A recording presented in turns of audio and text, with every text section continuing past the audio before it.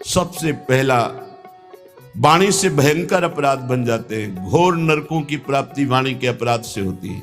सबसे ज्यादा अपराध वाणी से बनता है। साधक को वाणी पर बहुत संयम रखना चाहिए। पहला साधन बताया अहित। अगर वाणी से ऐसा बोला कि किसी का अहित अमंगल हो, नहीं, असत्य झूठ नहीं बोलना। देखो, यदि प्रेम प्राप्त करना है तो किसी का अहित हो ऐसा नहीं बोलना, और असत्य झूठ नहीं बोलना। क्यों झूठ बोले? हम भगवत मार्ग के पति क्यों झूठ बोले? क्या लाभ मिल जाता है झूठ बोलने से? पर एक स्वभाव बन गया, झूठे ही लेना, झूठे ही देना, झूठे ही भोजन, झूठ चबेना।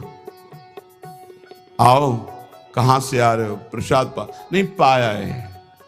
जब नहीं पाया है तो स्पष्ट बोल दो, नहीं, पाने की इच्छा नहीं, अभी नहीं पाया। पाया है, क्यों झूठ बोले? हर बात में झूठ नहीं, सत्य बोलना सीखो। यदि भगवत मार्ग में चलना चाहते हो, प्रेम प्राप्त करना चाहते हो, तो हमारे प्रभु सत्य नारायण है, सच्चिदानंद है, सत्य व्रतम, सत्य स्वरूप है वो। इसलिए वाणी से हमारी प्रार्थना है, हर साधक से झूठ बोलने का अभ्यास छोड़िए। जो भी होना होगा, हमसे गलती हुई, हमको दंड दे दो। कितना दंड दोगे? मृत्यु से बढ़कर कोई दंड नहीं। हम मृत्यु को स्वीकार किए हुए भगवत मार्ग के पथिक है। हम झूठ क्यों बोले?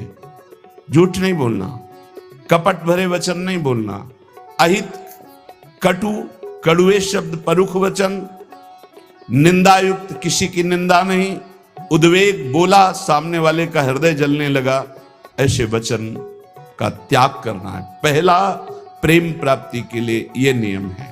वाणी एक अमोल है, जो कोई बोले जान, हे तराजू तौल के तब मुख बाहर आन। सहसा मत बोलो, पहले वाणी को तौलो हृदय में विवेक के तराजू पर। ये जाकर दूसरे का हित मंगल करेगी कि नहीं करेगी। अगर हमारी वाणी पवित्र नहीं है तो हम उपासना के पहले ही सोपान पर फेल हो गए। जिस वाणी से हमें नाम मंत्र सिद्ध करना है, वो वाणी अशुद्ध नहीं होनी चाहिए, झूठ नहीं बोलना चाहिए। असत्य भाषण, अहितकारी, कटुवचन, परुख वचन, निंदायुक्त वचन और सांसारिक वार्ता, इसका त्याग कर दे।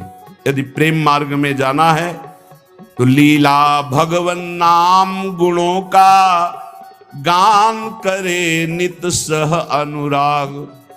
वाणी को पावन करना है, भगवान के पावन नाम का जप, नाम का कीर्तन और लीला गुणों का गायन। जैसे श्रीमद चतुरासी जी 42 लीला, श्रीमद भागवत, जब हम लीलाएं गायन गाते हैं तो हमारे हृदय के सारे मोहमल का नाश हो जाता है।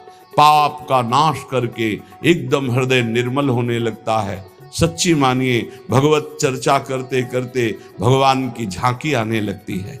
आप एकांत में कभी श्रीमद् भागवत पढ़िए, मनन कीजिए, रोना आ जाएगा। एकांत में चतुरासी जी को बार बार गाइए, झांकी आने लगेगी। जो पदों में लीला छुपी है वो प्रकाशित होने लगेगी। श्याम श्यामा प्रगट, प्रगट अक्षर निकट, प्रगट रस स्रवत अति मधुर बानी।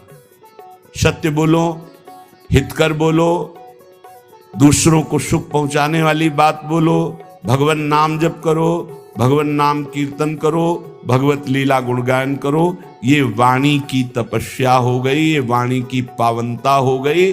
और जो अपावन बात कही गई वो वाणी की त्याग दो। ग्राम्य कथा, लोक कथा, राजनीति की कथा, भोग कथा, ये सब छोड़ दे। किसी से किसी भी तरह का राग द्वेषात्मक वार्ता ना हो। मन से काम क्रोध लोभ के वेगों का करके परिहार। वाणी पहला। अब दूसरा कह रहे कि मन, बड़ा योगदान है साधना में मन का। विषयों में लगा हुआ मन शत्रु है और प्रभु के चरणारविंद में लगा हुआ मन मित्र है। मन प्रभु में लग गया तो विश्व विजयी हो गए। जिसका मन सावई मनः कृष्ण पदारविंदयो, प्रिया प्रीतम के चरणारविंद में जा रहा है मन स्वाभाविक। बहुत बहुत धन्यवाद। अनंत जन्मों की उसकी सुकृत फलीभूत हो गए, साधना फलीभूत हो गई कि जो विषयाकार मन था वो भगवदाकार हो गया। जो विषयों का अवलंबन लिए था वो नाम रूप लीला का अवलंबन लेकर प्रेम में डूबने लगा। मन से हमारी वृत्तियां काम की उत्पन्न होती हैं, काम में बाधा पड़े तो क्रोध आ जाती, पूर्ति हो तो लोभ हो जाता है, नाना प्रकार के दोष उत्पन्न होते हैं काम से। ये मन सदैव काम कामना वासना इसी में भ्रमण करता रहता है। काम कामना वासना मनते कर अति दूर, इनका प्रवेश भी ना हो हमारे मन में, इन वेगों का परिहार कर दे। तो कैसे? जब निरंतर अंदर नाम चलाया जाता है ध्यान सहित। ध्यान दीजिए, वाणी को पवित्र करने का उपाय बताया गया। वाणी को अपवित्र कैसे किया जाता है वो बातें बताई गई, उनका त्याग कर दे। अब मन सबसे ज्यादा काम भोग का चिंतन करता है। उसकी कामना ही प्रधान वो वृत्ति है जो हमें संसार में फंसाती है। कामना की पूर्ति में लोभ होता है और भोगे, और कामना की अपूर्ति से बाधा पड़ने पर क्रोध होता है। बड़े बड़े चाहे कोई भी हो, क्रोध आते ही मूढ़ता छा जाती है, मूढ़ता छाते ही स्मृति नष्ट हो जाती है, स्मृति नष्ट होते ही बुद्धि भ्रष्ट हो जाती है, बुद्धि भ्रष्ट होना ही सर्वनाश कहा गया है। ध्यायतो विषयान पुंसा संगास्तेषु उपजायते, संगात संजायते कामा, कामात् क्रोधो भिजायते, क्रोधात् भवति सम्मोहा, सम्मोहा स्मृति विभ्रमा, स्मृति भ्रंशात् बुद्धिनाशो, बुद्धिनाशात् प्रणश्यति, सर्वनाश हो जाता है।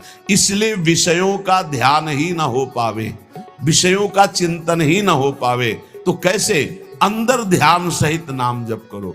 यदि रूप का ध्यान हो रहा है तो ठीक है, नहीं तो नाम का ही ध्यान करो। जो नाम जप कर रहे हो उसी का ध्यान करो। राधा बार बार ध्यान करते हुए नाम जप करो। लीला भगवत गुण नामों का करे नित्य चिंतन अविकार। अविकार स्थिति प्राप्त करने के लिए, हृदय रूपी गुफा के अंधकार को दूर करने के लिए नाम का, प्रभु के रूप का, प्रभु की लीलाओं का चिंतन करें। जैसे हम जिह्वा से लीलाओं का गुणगान करते हैं, नाम कीर्तन करते हैं, वाचिक नाम जप करते हैं या उपांश नाम जप करते हैं, तो ये वाणी की पवित्रता हुई, मंगल है। पर हृदय रूपी गुफा में जो काम क्रोध चोर छुपे हुए हैं, इनको हटाने की अभी सामर्थ्य नहीं। इनको हटाने के लिए उतरना पड़ेगा गुफा में, नाम को उतारना पड़ेगा हृदय रूपी गुफा में। या तो ध्यान चल रहा है और या तो नाम ध्यान सहित चल रहा है। ध्यान सहित नाम जब एक एक अक्षर मात्रा का ध्यान करते हुए, तो वही रूप प्रकाशित हो जाएगा। लीला गायन करे तो हमें 5 अध्याय करने हैं भागवत के, ऐसा नियम न ले। 5 श्लोक पढ़े पर खूब डूब के पढ़े कि क्या कहा जा रहा है, कौन सी लीला गायन, मेरे प्रभु क्या लीला कर रहे हैं, ऐसे। और जो रस ग्रंथ है इनके अर्थ पर विचार न करे, इनका केवल गायन करे। ये अर्थ विचार करने की सामर्थ्य प्रकाशित करेंगे गायन करते करते। रटत रटत कहत कहत सुनत सुनत रसरीति जानी। जब रटते रहोगे, कहते रहोगे, सुनते रहोगे तो ये रसरीति समझ में आएगी। कहत और सुनत रसरीति जानी, ताहि तज कबहूं गाउन कबहूं कछु, प्राण रमि रही हरिवंश बानी। ऐसी निष्ठा, ऐसा भाव, निरंतर गायन, तो चिंतन का अधिकार प्राप्त हो जाता है। जब मन से नाम का चिंतन, रूप का चिंतन होता है तो ये काम क्रोध लोभ मोह मद मत्सर्य अंधकार में ही टिकते हैं। नाम का प्रकाश होते ही ये सब भाग जाते हैं।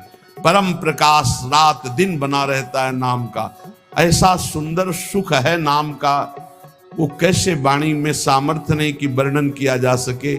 जैसे कई दिनों के प्यासे आदमी को शीतल जल मिले तो कैसे गटकता चला जाता है, ऐसे अनंत जन्मों से जिस सुख की खोज हम अनंत ब्रह्मांडों के भोगों में करते हुए मरते रहे, आज तक नहीं मिला। जब नाम में वो सुख मिला